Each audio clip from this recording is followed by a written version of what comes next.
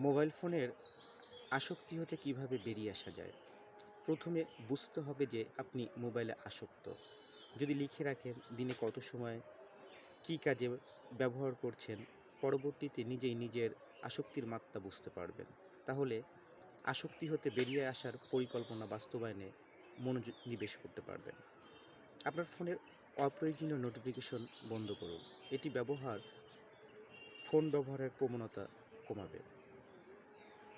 প্রতিদিনের একটি নির্দিষ্ট সময় ফোন ব্যবহার করুন। বাকি সময়গুলো অন্য কাজে মনোযোগ দিন।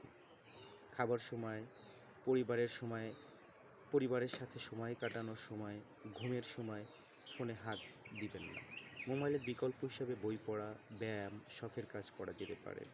সপ্তাহ অথবা মাসে একদিন নিজের সাথে সময় কাটানো যেতে পারে। যেদিন মোবাইল ব্যবহার করা থেকে নিজেকে বিরত রাখতে হবে।